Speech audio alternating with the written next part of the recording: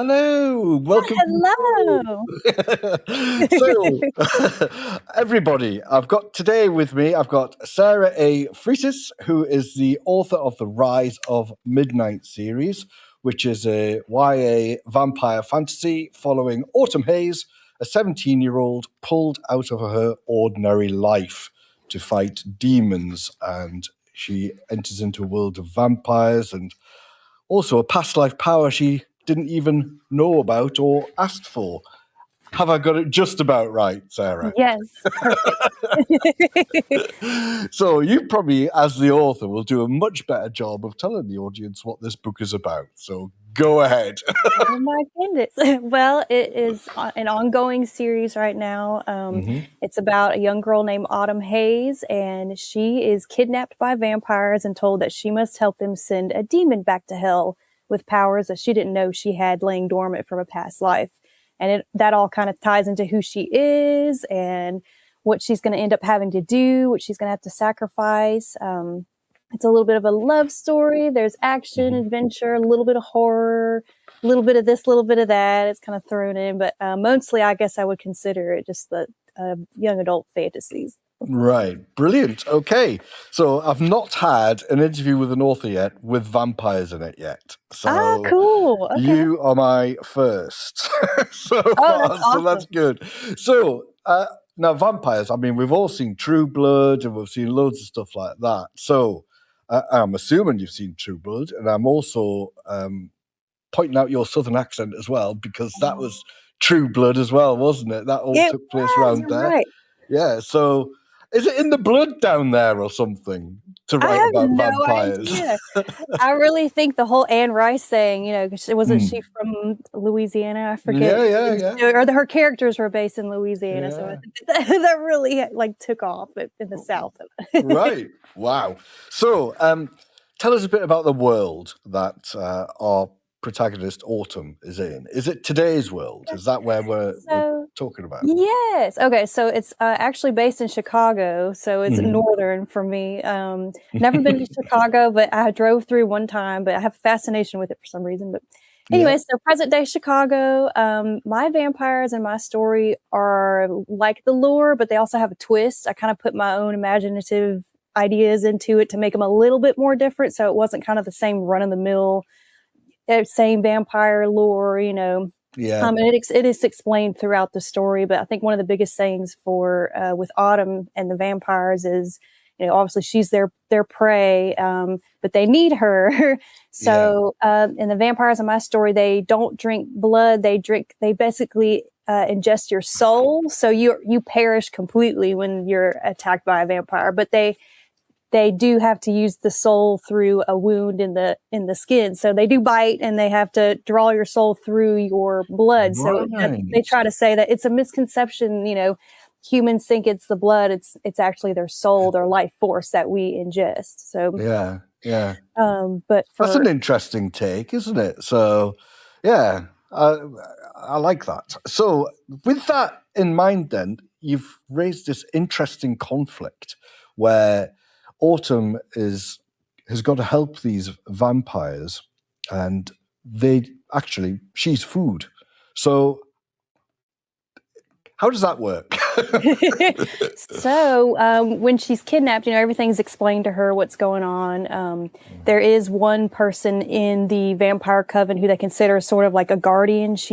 Her name is Eden, and she's half vampire, half human. And in my book, they're called Havitans. So she's kind of like the groundskeeper and keeps an eye on the place during the day. She does all the errands for the vampires. And her father, Thade, is the vampire coven leader. So that's why she's kind of in this position. And so she's kind of like the go-between with her and the vampires, because she has to stay, in my story, she has to stay upstairs in her room when the vampires are out of the basement and moving around, because they can smell her, sense her. And, obviously they're, delicious dinner time. So she has to be very careful about when she comes out. And, Eden is there to kind of help her. And she's really the only one that's her friend. Everybody else is kind of... Is Eden sort of like, I don't know, making it easy for her to transition into that household, as it were. Yes, she's trying to help her not feel like a prisoner, but Autumn, she knows better. She's like, no, you got to be a prisoner. I'm not stupid, So, so she's actually a prisoner. So what's to stop her from leaving? So all the windows and doors are all boarded up, and that's to keep out the sunlight. But also, now that Autumn's there, she can't escape. And then, of course, they have Eden there, and some of the other vampires. There's certain doors that she's not allowed to go to. Like, she can't go into the basement. She's not allowed to walk down there. That's where all the vampires are. And like I said, all the access doors and windows are all boarded up. She's not strong enough to break them. She has spells that she's learning to cast, but since she's human and she's just learning this stuff, she's not strong enough to figure out how to bust out.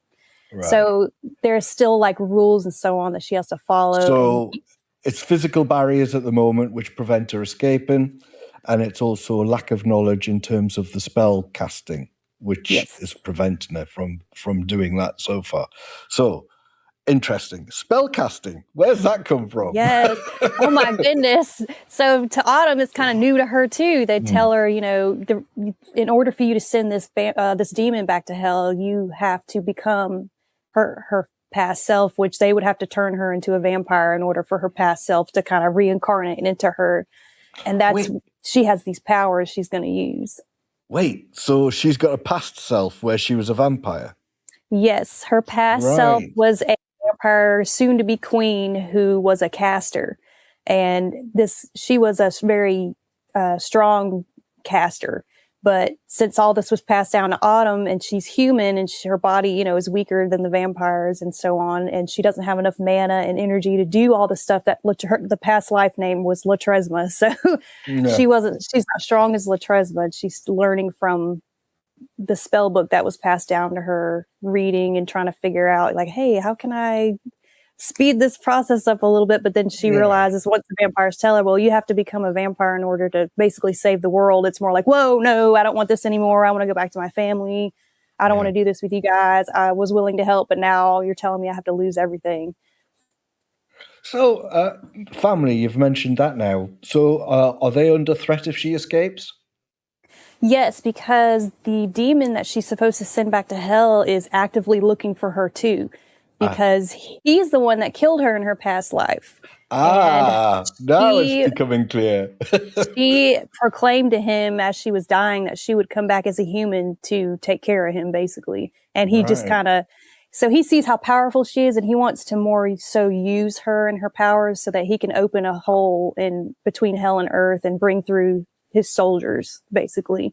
But he's using, he's got minions that he uses to kind of, rally around him, and people that actually have Adons or have vampires, have humans. He creates them, except for Eden. She's not from his creation, but he creates them, and he pretends like he's their god, and they need to follow him, and he's going to help them, become this powerful, but really all he's going to do is bring his demons in. They're all going to die. So he's tricking his little people.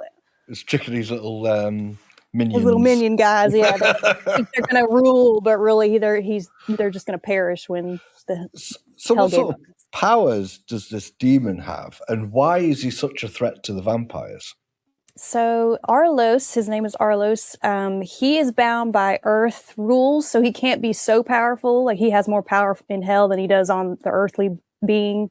Yeah. So, but he has telekinesis. He can do mind control after he's made physical contact. He's strong like the vampires, physically stronger.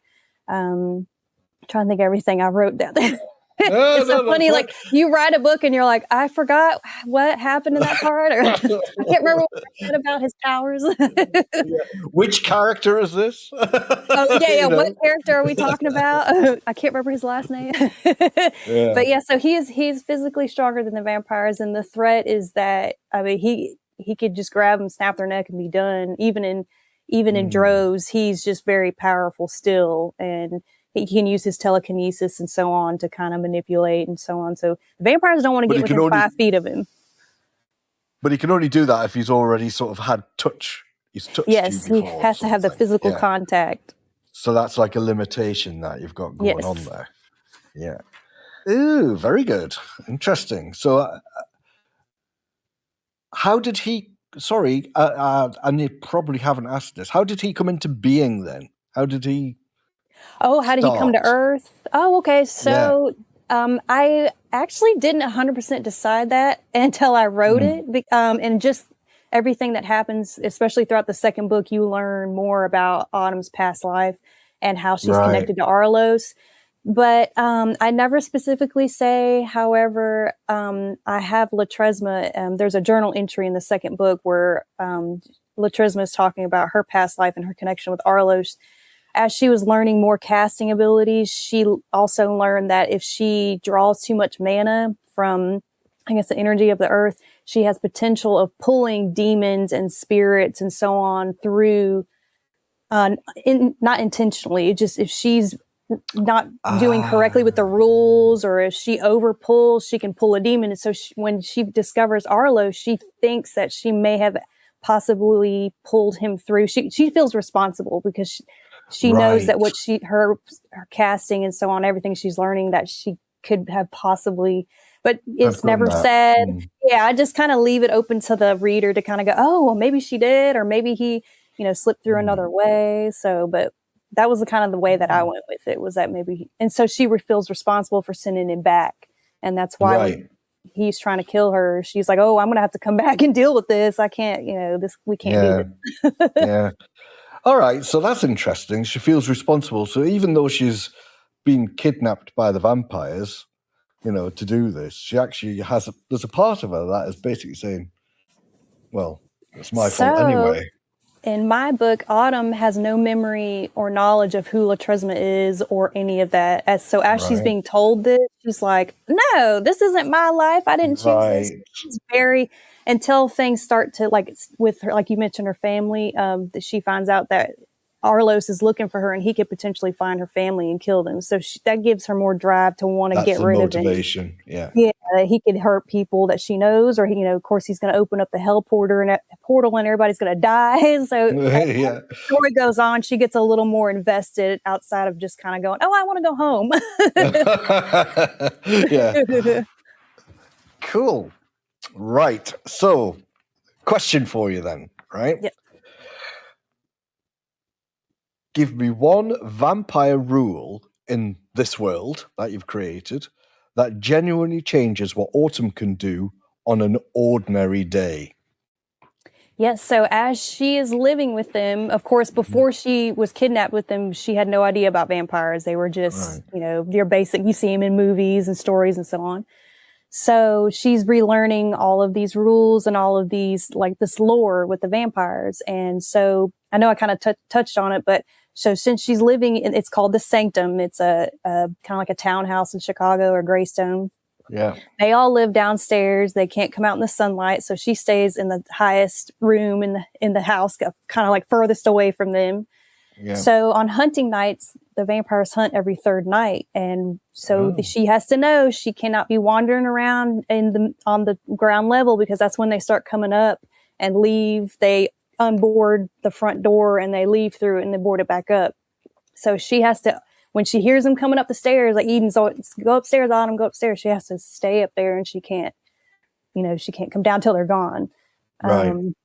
And I guess another one would be, with the daylight, she can't, she's stuck in there. She can't leave. She can't even see out of the window. So for her, it just kind of becomes like, she feels like she's already a vampire. Basically, she can't see the sun. She can't do anything. She can't have contact with the outside world.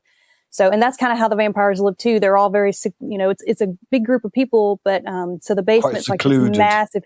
Yes. So their downstairs basement is like this massive, connecting tunnels with different sanctums and part of the clan and so on. So they kind of have like a social life, but it's all underground, out of the view of the human world. And so she just kind of feels like a little, kind of like a prisoner. Really, she can't do anything. Solitary and a prisoner. Yeah. So, relying on this housekeeper for, semi-human contact. Yes. So it sounds boring, but I threw a whole lot of different little things to kind of keep it, because, during that transition of her living there and before they find Arlos, there's several chapters of her just living with the vampires. And I kind of would do a day-to-day thing. And then I kind of spice it up where she's starting to learn her powers and she's kind of oops, I accidentally made it rain in the bedroom, or oh no, oh no, I accidentally summoned a bird and now I have to catch it, like stuff like that. Well, she's bored by herself. She can't do anything. So she's trying to learn her little powers, and it's disrupting the vampires.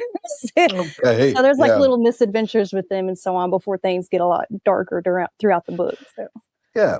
So that sounds good. And I was just trying to get a picture of sort of barriers, what's stopping her from doing things, you know. That's kind of where I was coming from. Yes. And you answered that, so that's great. So I think the other thing that we need to sort of touch on as well is, and I'm sure you've covered it in the books through dialogue and everything else, right? So, I mean, is she seriously at risk of being treated as prey?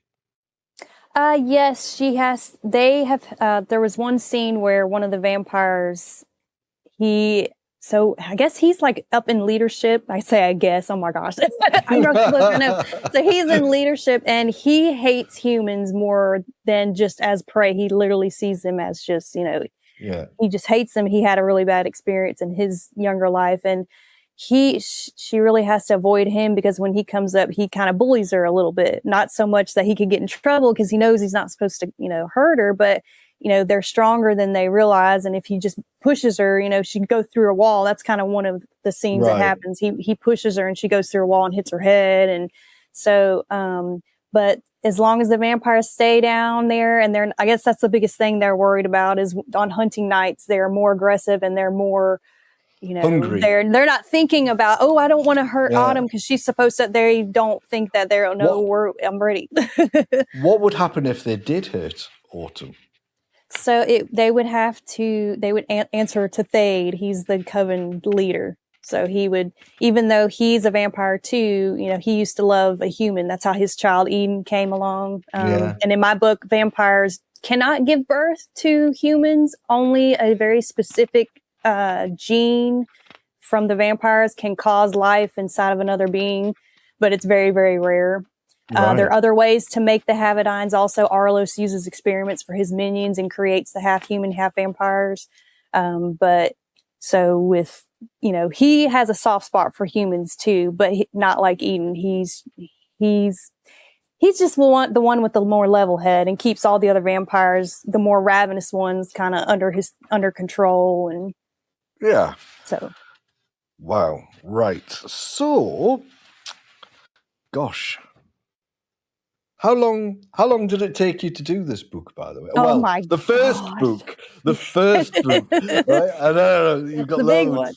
Oh no, it's okay. Well, so actually the first two books were one book, and I started writing it when I was 17. I'll be 40 this month, so that was a long time ago. Wow. I would write and I'd set it aside and I'd play around with it. And I never took it seriously. It was just something for fun. I had I got inspired by, I had just finished watching Queen of the Damned, and back then I was really into anime too, and I was watching Inuyasha and Sailor Moon. I don't know if y'all if you ever heard of any of those, but those are based around like demons and powers and so on. So it all I just started handwriting. This is before I had a laptop or anything. I just kind of started on a notebook, pen and paper. And then in college, I got a laptop and I started typing it up.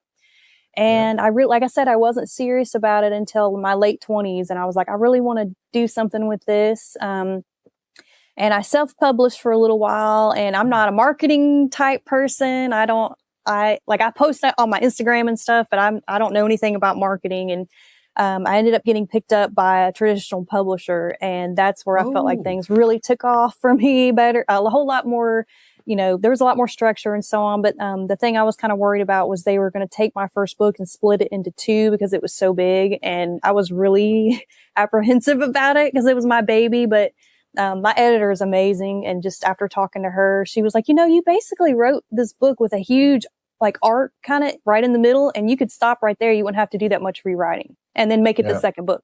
Oh, I was like, okay. So, and about that time I had just finished the second book. But that only took me 2 years to write. So I don't know, I guess maybe once I got my first wind and just kind of, the first book is done.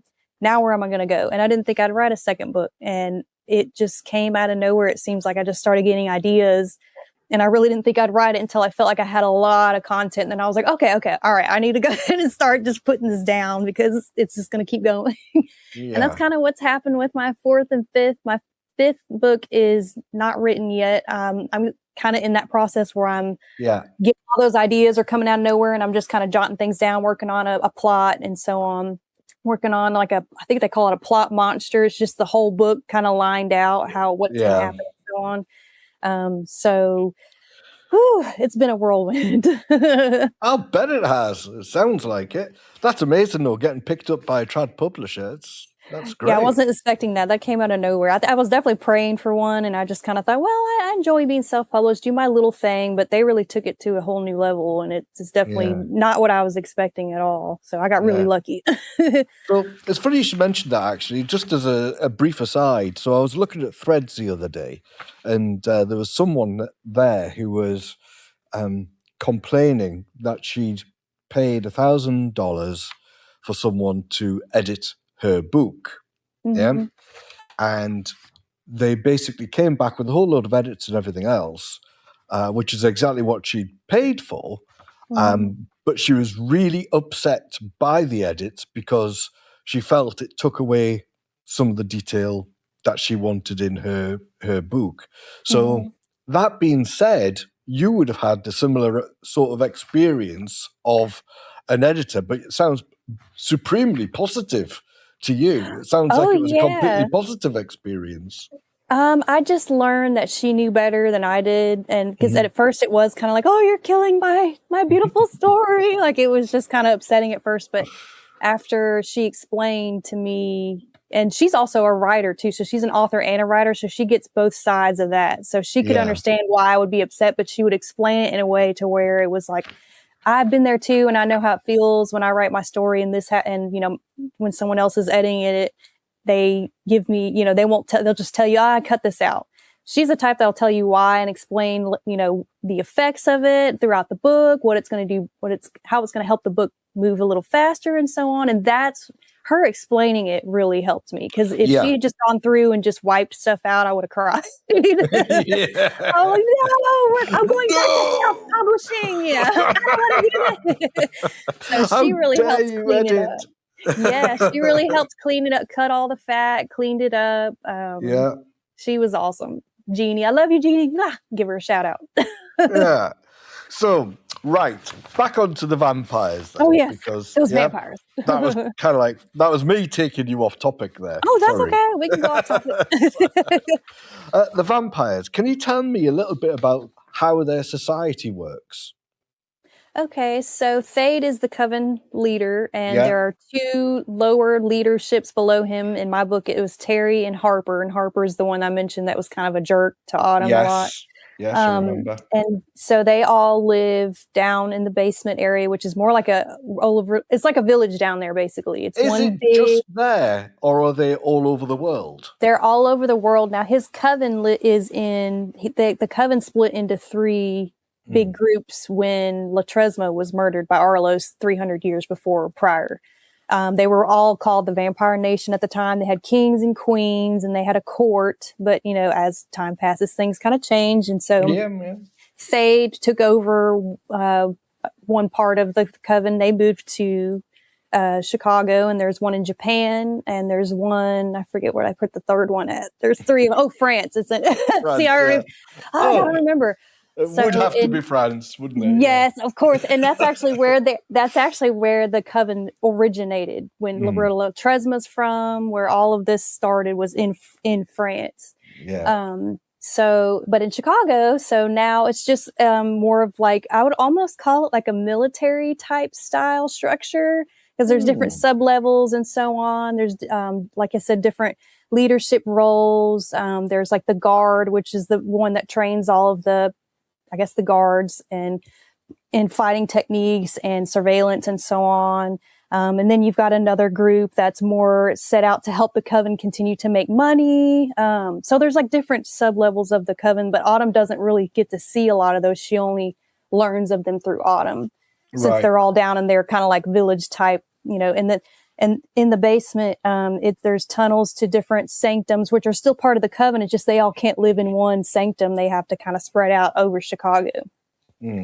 So that's how one coven runs. That's the one in Chicago. And I haven't touched on the other two that have split up, but I will be doing that in my next books. Okay, excellent. What's the interaction between these covens and the outside world, aside from treating humans as prey? So they do a lot of stuff kind of, I wouldn't say undercover, but they definitely, I guess I'll give you an example for Autumn when this arises in the third book, and it's not a spoiler or anything, but there comes a time where they need Autumn to have a car and they need her to go out and they need, she's helping with the mission. Well, they have people on the inside, like in the police department and so on, where they can give her an ID and give her a new name, a new identity, driver's license, a plate, all that stuff that wouldn't cause any issues or cause any alarm, I guess, with the human world. So they would do something to kind of mask so nobody knows what's going on. But they do they pull strings in all kinds of different. He's got a pilot that, the clan leader has a pilot that he uses when they need to go and travel. He's got a private jet, and the pilot knows something's not right, but he doesn't know. He gets paid money in cash. Nobody says anything, So he knows. So he doesn't really care. Off. Yeah. So they exactly. So and a lot of it's kind of run like that with money or power, and they're kind of using their leverage over the humans to kind of use them and manipulate them without even though they might want to eat them later on, but they know that they can utilize their resources too. Now then, I'm writing a short story at the moment, right, and it involves Fomerians, really, which are a sort of Celtic spiritual type thing, right? Now then, what they do is they also take energy from people. I haven't called it the soul, like you've called it the soul in yours, but they take energy from people, and obviously the people die. Now then, one of the things I was looking at was body disposal. Right. So what happens in your world for body disposal? You do have to think about that, which is quite funny. So mine, when you're bitten and your soul is taken from you, you turn to ash. You just completely cease to exist. Ash. Yes, so there's no body disposal. If they start to take your energy and then leave you, and you still have a little bit of that energy left, that's when you turn. Right. So your soul is technically almost gone, but your heart's not beating, you're not breathing. But they say in my book that little bit of soul is what keeps the body still there and alive and with the personality, but you're not human anymore. Right. That's very good. Yeah, I was wondering what happened there. So yours is quite neat. It's like ash, right? You're gone. Yeah. Sweep them under the door. It'll be all right. Vacuum them up. Right. Vacuum them up. Yeah. Best Clean like do it cruise. outside and let the wind blow them away. Yeah. Now it's different with the Havadins in my book, which are the humans and the vampires. They are the messy ones that have to. And sometimes they're like the cannibals. They drink the blood, and sometimes they eat the meat too. So that there might be a cleanup, or they might be like, "Oh, I'll finish that for lunch tomorrow." So they're kind of the ones that might fall more into like the vampire lore of that perspective, basically. When they're more like type. Yeah, they're kind of more mistaken as the vampires, even though they don't look like it or anything. They look very human. The Havadins do, and that's to blend in with the humans and their prey. But the vampires are all very pale. They all have white or gray hair. They all have their eyes are different. Like their pupils are kind of. I can't remember how I explained it in the book, but it's like you can't really see their pupils. It's like the color kind of goes all the way to the middle. Yeah. So there's like telltale signs that they're like that person's they're not right. Normal. Yeah. What's wrong with that person? Yeah. So that's why they stay away and use even as their go-to. I assume you've had some sort of interaction between humans and the vampires where someone has sort of looked and thought, "Ooh, that's not a normal person." Have you had that yet? I had to make it to where it was not too obvious, because I thought, well, if it ends up being obvious, and I have to write a whole story on how they're going to deal with this, you know. How they deal with that, they're so old that they have been there, done that, and they know when to kind of stay away and when to, you know, and like I said, they have their human go-betweens and so on. So. That's really good. Yeah, excellent. So, some of these questions that I've got about 30 questions here, by the way. Oh, wow. Okay. Well, that's good. Yeah. No, it is good because you've answered most of them. Oh, okay. Well, I wasn't expecting that. Yeah, I know. It's actually quite good because a lot of them are repetitive. So it's things like, oh, okay. What does Autumn have to learn first to survive amongst the vampires? And I guess we've answered that, and it's mind your P's and Q's and keep yourself out of their way. Mm-hmm. Stay out of their way. That's definitely it. Stay out of their way. Yeah. So that was one of them. So just as a little exercise then. So we're talking about her sort of past life power, and obviously she's initially not aware of it, I would imagine. And it's only that she's been kidnapped and sort of, I don't know, tutored by this housekeeper a little bit, that she's got aware of what these powers are. Do they rise up on a sort of sliding scale as she gets better? Or what's the first example that she can do for Yes. you know, what could you do off the... So I'll talk about the spell book real quick because that'll explain kind of where she stands. So when she's brought to the vampires, they still have the body of Latresma and it's preserved, but they need it so that when she gets turned into a vampire, the body absorbs and she can take care of Arlos. But they also still have Latresma's spell book, which had all her incantations, all of her ingredients and rules and so on. But Autumn is the only person that can read it because it was cast when Latresma wrote it. She cast it so that only she could see it. Oh, right. So, because they don't want to get in the hands of somebody that, you know, could do something wrong. Yeah. So, basically, so they give her the little spell book, which here it is right here. Or no, this, I used this little booklet. I had a little spell book that I used it in my books. I've had that thing forever, but. So when Autumn's reading through a lot of it, she is obviously each spell has to have an ingredient or two in order to work. So there's a lot of spells that she's like, well, I can't leave this house. So now I'm gonna have to pick and choose what I can use.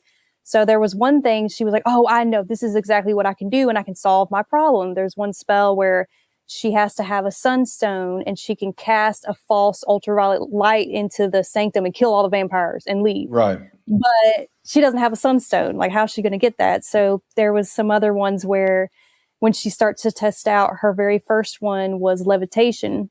And it said you needed I think it was a feather and a drop of blood.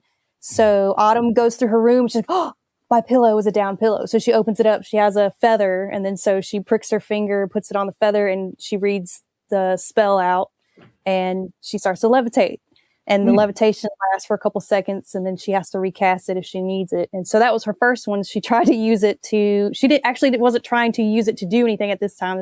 It was her first spell. It was just to try it out. And she accidentally ends up floating over into a meeting of the vampires that are having downstairs, and they're like, oh, what is going on? And so that's when they kind of realize, oh, she's kind of getting into trouble with these spells. So they kind of let her keep the book at first, but she finds the spell. This is kind of leads into later in the book, but it's a shapeshifter. It's a big black. It's supposed to be a big black panther, but I'll explain more of what it actually is later on in the books. And that it's called the Guardian form, and she uses it to tear the boards off of her room and tries to escape. But the guards on the outside with the surveillance see her leaving, and they go out and catch her. And so that's when Thade's like, "Oh no, that's it. Take the book away. You're not allowed to have it right now because you're starting to learn some." But she also learns that because she's human, there's only so many of the spells she could physically do. She doesn't have the power, the strength. So when she becomes a vampire, she would be able to use those spells and pull mana and energy and so on. So yeah, you know what?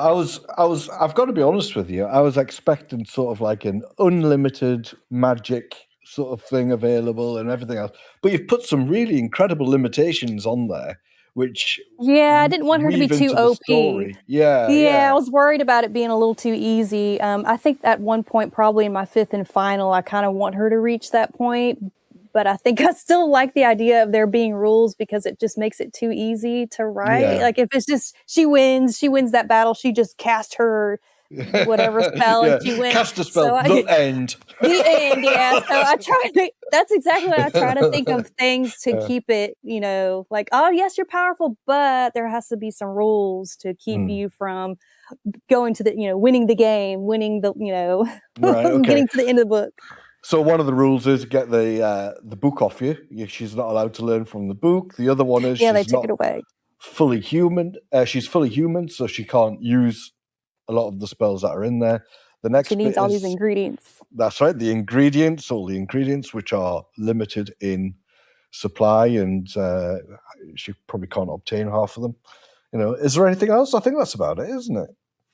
Yeah, I think so. Yeah, it's quite good. Yeah. Great. So have you got anything else to say about your book then, Sarah? Well, I will say that it is a young adult book, but I've had a lot of people way older than my projected audience enjoy it, which was really surprising. I kind of thought it would just stay within the high school kind of college level, but I had a guy that was old enough to be my grandpa say that he loved it. I was like, are you serious? Like, you're not just saying that because you're my friend, right? So I've had people kind of way out there of what I thought who would enjoy it. So that kind of made me happy. It might be successful, adult, Sarah. It's successful, So if you're open-minded and you like kind of just really different kind of stories and kind of a story that helps you kind of escape reality. That's kind of how I feel when I write it. I try to write it to make it a reality escaper. So yeah, I like that. That's why I like fantasy and sci-fi. It's just out there, isn't it? So that's brilliant. Yeah, great. Well, there we go then. That is Sara Freites, who is the author of the Rise of Midnight series, and you can get that. There we go. And you can get that at authorSaraAFreites.com. Thank you for joining me on this show, Sarah. Thank you very much. Thank you for having me. It was an honor. This was awesome. Get John a coffee using coffee. It'd be dead lush, man. Just go to richardsonsrubicon.com and click on the big coffee thingy. Cheers, Petal.